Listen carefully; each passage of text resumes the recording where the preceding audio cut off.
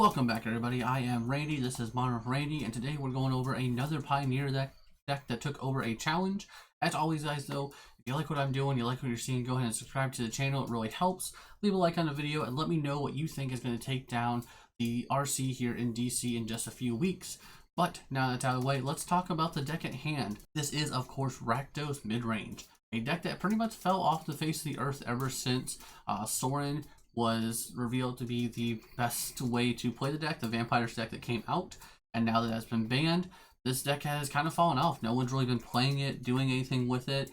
It's probably because people wanted to play the aggro decks that were finally available, but now that the dust is starting to settle on the meta game, this deck is starting to pop back up. Blue-White Control has been a deck that's been popping up and doing well.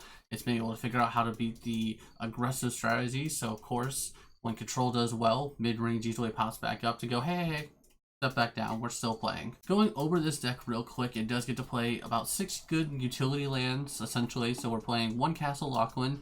You'll be able to draw extra cards late game after we've run out of cards. We have 1 Den of the Bugbear and 2 High of the Eye Triant to play as our creature lands. We also play 1 Sogazon and 1 Takenuma, be able to buy creatures back or make tokens in a turn. We're also playing 4 Thoughtseize, 2 Duress. We really want to interact with our opponent's hand, make sure that we're taking them off the removal spell, off their kill spell, or off their Fable, off their whatever spell we care about to make sure they're not doing it. And then part of our creature package here, we're still playing the 4 Bloodtithe Harvester, probably the best 2-drop that this deck is ever going to get. We also are playing 1 Kroxa to be able to buy it back late game, just a menace in itself. 3 Graveyard Trespassers, great because of all the because of all the graveyard decks running around. So being able to eat those creatures out of the graveyard, always good. 2 Bone Crusher Giant, just because it's a good 2-for-1 creature. It has the stomp to be able to kill something, and then it's a 4/3 on the back end. And 4 Archfiend of the Draw. So this is what the deck has kind of gone to. It's gotten away from the Shieldred and gone to Archfiend of the Draw kind of as a bigger way to end the game faster. It is 6 damage coming in. Not to mention, whenever you kill a creature or a creature dies, they're losing 2 life. So just being able to drain them, get them dead faster. We're trying to end the game a little bit quicker instead of dirtling around a little bit more than like we used to. Speaking of dirtling, though, we are still playing 2 Reckoner Bangbuster, one of those slow mid-range grindy cards that everyone loves. Being able to draw a card every turn, an extra card every turn, and then eventually making it into a threat. Notably, we have ways to actually crew this one, so we are still, using its ability as a creature as well. Of course, we're playing 4 Fabled Immutebreaker. Not going to go over why that card is good. It's just amazing. And then 1 Cold Guns Command. That's, of course, a way to grind through the mid game to late game, being able to rebuy creatures, get rid of artifacts that might be problematic, like we have the oven that's running around, things like that. And then for our removal suite, I don't know why that was hard to say, we have 1 Torch to the Tower, 4 Fatal Push, 1 Bitter Triumph, and 2 Go for the Throat as our way to kill bigger creatures. Overall, this is pretty much the deck that used to exist before we had the Sorin Vein Ripper combo running around. Really, the biggest change to this deck has been that Archfiend of the Dross is now a 4 of instead of playing Shieldred in the deck, which is a little surprising. I think Shieldred's still really well positioned, but I also understand the idea of just playing a 6/6 and killing them faster. I get it. You don't want to, draw the game out any longer than you have to. And Archfiend is still really hard to kill for most of the decks running around the format. We look at all the aggro decks running around, it's a challenge for them to kill. We look at the Phoenix deck, it's super challenging for them to kill. It's still 2 kill spells they have to use.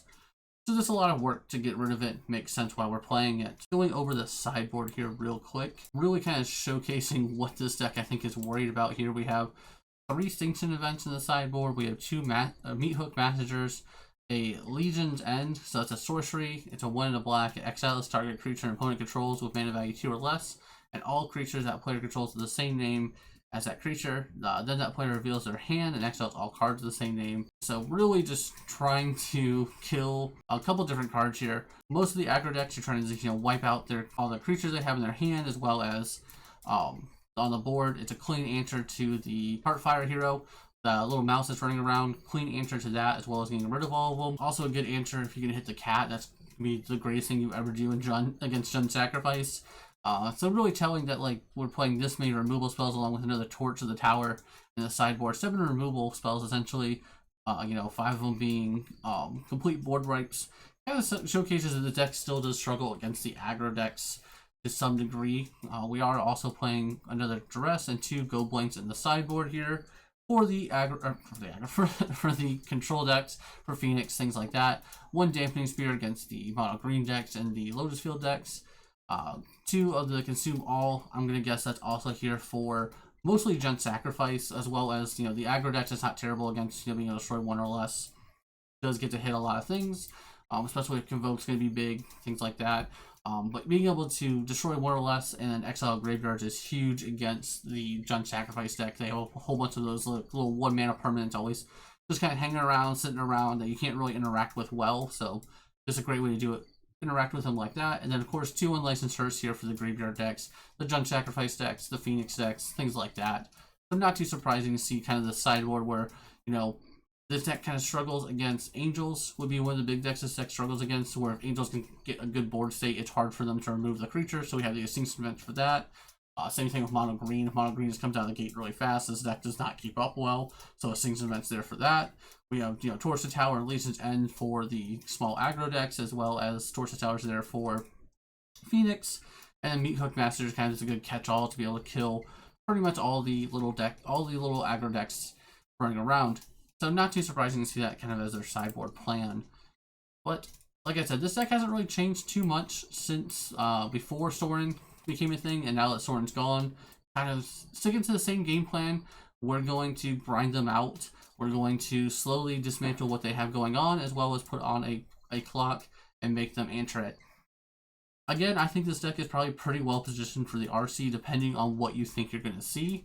I think that if there's going to be a lot of mid-range and like control decks, this deck kind of shines against those decks. Whereas if you have a bunch of like aggro decks, obviously the deck can beat the aggro matchup. That's not crazy or impossible. It does kind of, you know, have to play a little bit more differently, has to play a little more conservatively for it. I think that you know, aggro can get you game 1, and then you're fighting for those game 2 and 3s. And that's why you see, you know, the 7 different aggro, or 7 different slots in there for more board wipes, more removal in the sideboard here. But I think this deck could be a very good contender for the RC, and I wouldn't be surprised to see this put up a number in the top 8, as well as, you know, a couple numbers in the top 32, top 64. But as always, guys, I am Randy. This is Modern Randy.